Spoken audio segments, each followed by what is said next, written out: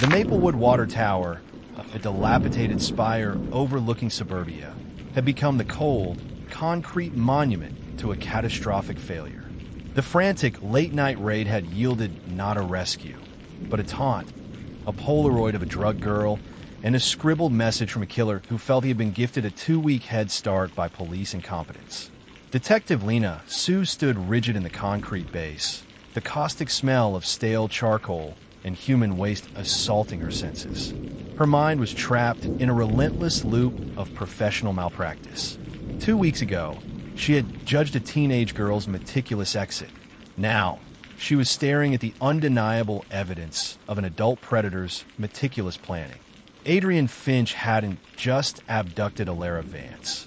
He had choreographed his escape using the very patterns of institutional skepticism that Sue herself embodied. The confession of failure was complete, and it had curdled into a cold, terrifying resolve.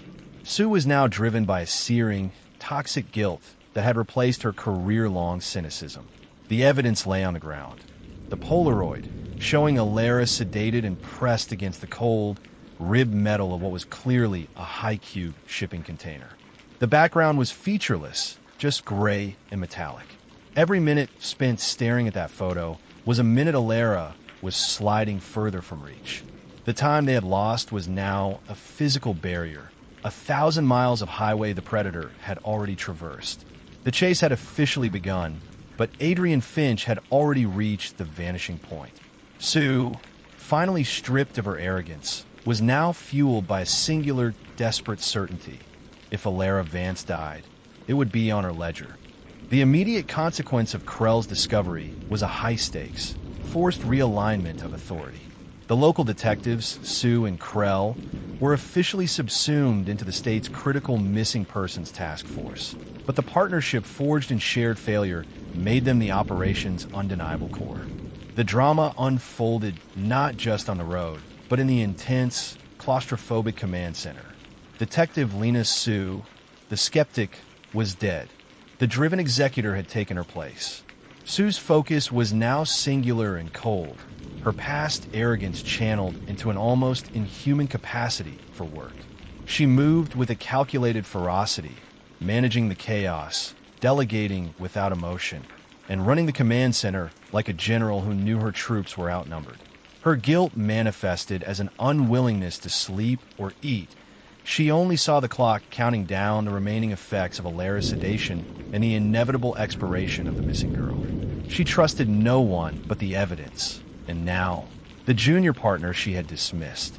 Detective Marcus Krell, the validated analyst, was now Sue's most valuable asset. His original, detailed notes on Elara's personality and habits, which Sue had once mocked, were now the bedrock of the investigation. Krell wasn't tracking trucks. He was tracking a predator's psychological pattern, using Elara's diary and Finch's taunting message to predict the next move.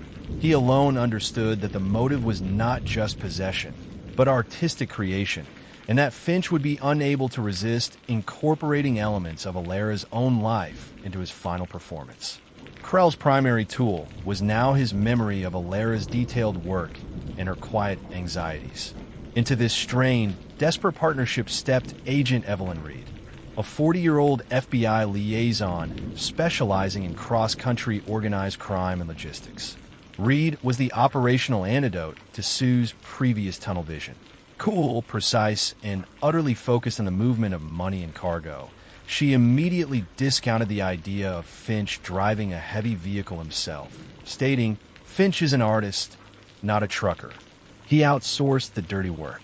He paid for the metallic box, and he's traveling separately." Reed's focus was on the structure in the photo, tracing the shipping container or truck rental company using the minute reflections visible in the Polaroid's background. She was a professional anchor, ensuring the search remained organized and multi-jurisdictional, navigating the complex world of freight transport that Sue and Krell had no experience with. The key dynamic of the final act was the unholy alliance between the three: Sue's relentless, punishing drive, Krell's intimate psychological understanding of the victim and predator's shared language, and Reed's expertise in tracking the national infrastructure Finch was utilizing. They were racing not just against Finch, but against the 2-week handicap Sue's failure had imposed. The pursuit began with a logistical nightmare fueled by pure intellectual desperation. Agent Reed's team was immediately able to identify the metallic structure in the Polaroid as a high-cube, 40-foot shipping container, likely mounted on a flatbed semi-trailer. Finch had not run. He had shipped his final stage. The taunt of the 20-foot appearance was merely another calculated misdirection designed to waste resources. The command center became a hive of frantic activity, processing thousands of data points. Sue pushed the team to cross-reference every shipping manifest for 40-foot containers moved out of the Maplewood County area over the previous 15 days. The list was massive, nearly 500 entries, shipping everything from industrial machinery to refrigerated produce. The sheer volume was paralyzing. Krell, however, focused on the predator's mindset. Finch's taunt, "The vanishing point has shifted. The performance is just beginning," was the first clue. Krell knew Finch needed an audience, or at least, he needed the detectives to know they were failing. Krell dismissed the geographical search history Elara had created. "Finch isn't running to the horizon, detective," Krell explained to Sue, circling the art Finch left behind on the projector screen. "He's running to the convergence of a memory. He wants his masterpiece to exist in the shadow of a piece of his past. He's trying to recreate an environment where he felt powerful and relevant." The team shifted focus from Elara's life to Adrian Finch's deeply troubled history. Finch's file, now heavily cross-referenced by Reed's team, showed that he was raised on the East Coast, not the West. His minor stalking incidents all occurred near abandoned art schools or dilapidated theaters, venues for failed performances. His father, a failed abstract sculptor, had died 10 years prior in an accident involving a collapsed sculpture studio. The studio was located in a town called Easton Key, a small, economically depressed port town in coastal Maine. Easton Key, a remote coastal town, but on the opposite side of the country from where Elara had researched. Finch had deliberately used Elara's search history to direct the police to the wrong coast, cementing the runaway theory. Agent Reed's team checked property records linked to Finch. The breakthrough came from the financial forensics. 2 weeks ago, a shell company registered to an offshore account, which we can tentatively link to Finch's estranged mother, purchased the Easton Key Cannery property. Not the whole property, just the main storage warehouse and dock. The storage warehouse was notorious. Finch's father's studio was a former deep-sea fishing cannery, abandoned after a major economic crash. The family had lost the property to the bank, but Finch, obsessed with his father's failed legacy, had finally reclaimed the site of his deepest childhood trauma. The warehouse was built to house large industrial fish freezers and, critically, freight containers coming off the ships. The shipping manifests were immediately re-examined. Number 40-foot container shipped to Easton Key in the last 7 days. This was another dead end. Then Sue, reading Krell's notes on Elara's diary, realized the final, most chilling detail. She seized on the necessity of Elara's medication and the coldness of the metallic box in the Polaroid. "Go back to the manifests," Sue commanded, her voice raw. "Filter for refrigerated containers only." Finch knew she needed her lithium. If he wanted to stop her from dying instantly, but still keep her sedated and weakened for 2 weeks, he would control her body temperature and metabolism. He didn't ship a storage container. He shipped a refrigerated container designed to hold perishable goods. Reed ran the new filter. The list instantly dropped from 500 to a terrifying single entry. A 40-foot container classified as art installation equipment, refrigerated, shipped from a warehouse in New Jersey and scheduled to arrive in Easton Key's private dock within 48 hours. The shell company buying the cannery had secured private dock access to avoid customs scrutiny. Sue stared at the screen, the full horror of the situation settling in her bones. A refrigerated container. Elara, sedated and with a critical need for lithium, was effectively in a slow-motion deep freeze. The low temperature would keep her body functioning at a minimal level, prolonging the effect of the sedatives and pushing the need for her medication past the 2-week mark. "The 2 weeks," Sue whispered, her voice strained with absolute self-condemnation. He used the 2 weeks we gave him to buy his stage, outfit the container, sedate her, and start the slow transport. He planned to arrive just as her sedation and medication schedule reached the critical tipping point. This is his final, cruel composition, capturing the moment of life giving way to death. The vanishing point is not geographical, it's physiological. The entire task force immediately shifted to a high-speed, multi-jurisdictional intercept. Sue, Krell, and Reed boarded a state police helicopter, beginning the desperate 48-hour race against the refrigerated cargo container as it moved toward the Maine coastline. The tension in the air was palpable. They were chasing a ghost they had allowed to thrive, and the price of failure was Elara's life. As the helicopter raced across the country, Krell returned to the charcoal sketch found at the water tower. Finch's taunt was always layered. Krell knew the predator had not provided the true location, but a clue to his perspective. "Look at the perspective again, detective," Krell insisted to Sue, circling the drawing's vanishing point on a laminated printout. Finch didn't just draw a girl. He drew the scene from Elara's point of view inside the container. This sketch is a keyhole leading to his final vantage point. In the portrait, the lines of the wooden paneling behind Elara converged to a specific point, the vanishing point. Krell used the original dimensions of the sketch and the rules of perspective to trace the lines backwards, arguing that the true vanishing point was where Finch intended his masterpiece to be viewed from. The obvious conclusion was the large Maine office window overlooking the dock, the most dramatic viewing platform. But there was a deeper, chilling irony that only Krell, who had studied Elara's art, could have found. Elara's original diary entry provided the key. He saw the sketch. "He knows I know." Krell realized that before she was sedated, Elara had created her own coded message, hidden in plain sight. Her digital sketch that Sue had initially dismissed, the one with the caption, "Sometimes the only way out is through the vanishing point," was not a sign of running away. It was a warning about Finch's artistic obsession.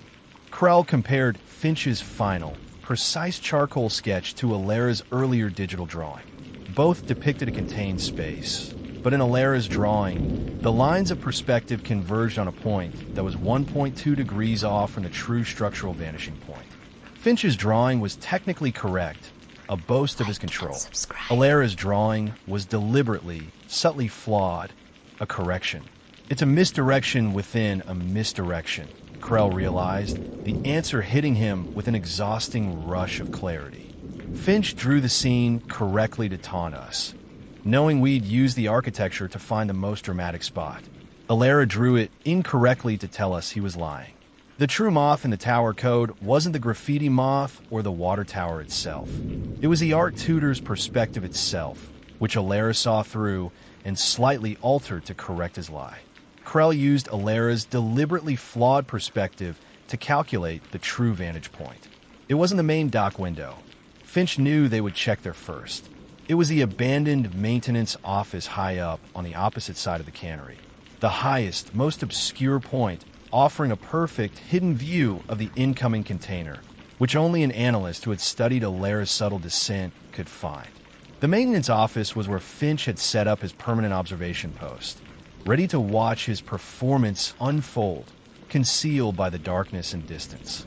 The final location was confirmed, but the timer was nearly finished. The refrigerated container, Elara's metallic prison, was now less than an hour from docking at Easton Key. They had reached the correct vanishing point, but the girl was rapidly vanishing with it. The climax unfolded in the decaying industrial graveyard of the Easton Key cannery. The FBI and state police set up a perimeter, but the final, high-risk entry was led by the three people who understood the gravity of the time lost: Sue, Krell, and Agent Reed. The air was salty and frigid, smelling of rusted metal and old fish. The team split into two crucial units: extraction and apprehension. Extraction team, Sue and Reed, their objective was the dock. The semi-trailer carrying the refrigerated container, the final stage, was visible, backing slowly toward the warehouse dock. They had less than 15 minutes before the truck was fully secured and the container prepared for offloading. Apprehension team, Krell, guided by Elara's precise misdirection, moved with a team toward the abandoned, glass-shattered maintenance office high up on the opposite side of the cannery. Sue's team breached the dock area first, moving with devastating speed. The truck driver, a legitimate, hired third party unaware of the human cargo, was quickly secured. Sue didn't waste a second on him. She grabbed a pair of heavy-duty industrial bolt cutters and smashed the heavy security seal on the refrigerated container door. The sound a sharp, desperate crack in the silence. "Elara!" Sue yelled, ignoring the bone-deep cold emanating from the metal. When the door swung open, the blast of frigid, chemical-scented air hit them. Inside, the container was not empty. It was set up like a minimalist, macabre art exhibit. Elara was lying on a custom-built, white display pedestal, dressed in a simple white gown that contrasted starkly with the metallic walls. She was breathing shallowly, still heavily sedated, her pulse weak. Her skin was dangerously pale, marked by the onset of severe hypothermia. Agent Reed immediately began triage, administering an emergency warming blanket and an epinephrine injection, racing to counteract the effects of the low temperature and sedation. "She's alive, but hypothermic," Reed reported over the comms, her voice tight with urgency. "Minimal pulse. We need medical extraction now." Meanwhile, Krell reached the maintenance office, moving through the dusty corridors and up the rusted metal stairs. He found Adrian Finch exactly where Elara's coded sketch predicted, sitting calmly at a dusty desk. Overlooking the dock through a filthy, broken window, a professional camera mounted on a tripod pointed directly at the incoming container. Finch wasn't escaping. He was documenting his final, perverse magnum opus. Finch wore a satisfied, almost beatific smile as Krell entered, the light from the dock reflecting in his wide eyes. "I knew the tower was too easy," he murmured, not looking away from the camera's viewfinder. "But I knew the detective who dismissed the little details would appreciate the technical perfection of the second clue. And you, Detective Krell, you found the flaw. You were the only worthy viewer." Krell drew his heavy-gauge weapon, steadying his breath. "It ends here, Finch. Elara is safe. Your performance is over." Finch finally turned, his gaze vacant and fanatic. Safe? Detective, she was finally pure. Free from the anxiety. Free from the world's judgment. I was going to capture the sublime moment of transition, the moment her life became art. I was making her an icon, detective, not a victim. Finch then reached under the desk, not for a gun, but for a simple electronic remote control, his finger hovering over the large red button. "The vanishing point isn't death, detective," Finch declared, a manic gleam in his eyes. "It's total isolation. I couldn't let her be found here. Now, you watch your partner drown." Finch pressed the button with slow, deliberate calm. Krell heard a sickeningly loud groan from the docks below, the screech of metal against metal. Sue, inside the container, looked up in horror. The refrigerated box, the final stage, was not stable on the dock. Finch had rigged the cargo handling machinery. The massive metal clamps holding the container to the semi-trailer suddenly released. The immense weight of the container, combined with the momentum of the truck's earlier braking, began to slide the entire metal box, with Sue and Reed trapped inside, toward the black, churning water of the Atlantic dock. Sue grabbed Elara, shielding the girl's hypothermic body as the container slid with a shriek of scraping metal that shredded the air. Reed grabbed the radio and screamed for immediate, heavy-duty assistance. The box hung precariously off the dock, tilting slowly but certainly toward the freezing, dark water. Upstairs, Krell, witnessing the horrifying scene through the maintenance window, lunged at Finch, fueled by 2 weeks of self-reproach and rage. The struggle was short and brutal, a desperate battle for the remote.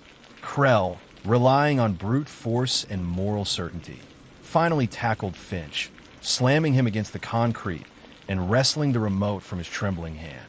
Finch, frail and manic, fought with the useless strength of a true narcissist who sees his work being destroyed. Krell finally managed to disarm and secure Finch, handcuffing him to a massive, rusted ventilation pipe in the office wall. Your performance is canceled. Finch, Krell spat, then scrambled back to the comms. I have Finch. Dock team, the container is rigged. It's sliding. Get heavy lift support. Get them back. Now, the extraction team, working against gravity and the terrifying noise of the shifting metal, used a second crane to secure the container just as it hit the terrifying, freezing water line, stabilizing the metallic prison mere inches from sinking completely.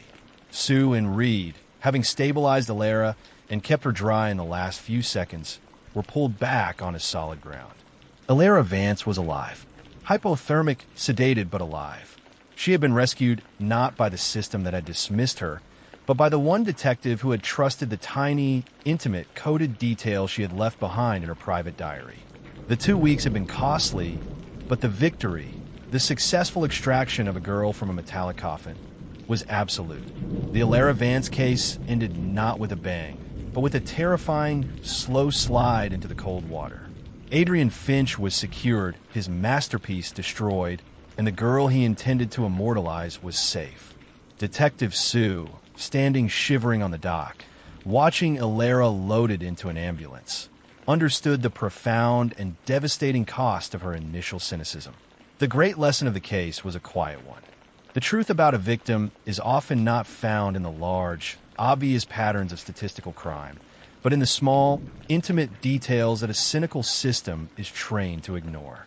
The mundane horror of a left-behind cat, a favorite necklace, a meticulously flawed sketch. These were the details that saved Elara's life. And it was Detective Krell, the one who saw the girl, not the data, who finally, after 2 agonizing weeks, brought the darkness into the light and ensured that the predator's vanishing point became his final cell. The case was closed, but the shadow of those 2 weeks of lost time would forever hover over the records of the Maplewood Police Department. This was Trace Crime Files. Subscribe for more stories where truth is stranger than fiction, and justice is never as simple as it seems.